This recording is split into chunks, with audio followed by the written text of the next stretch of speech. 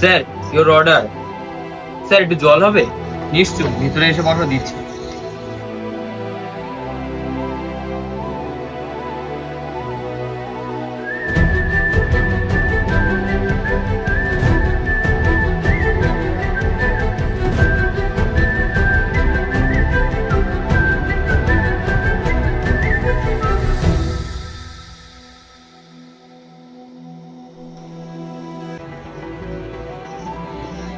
এত গভীর ভাবে কি দেখছো?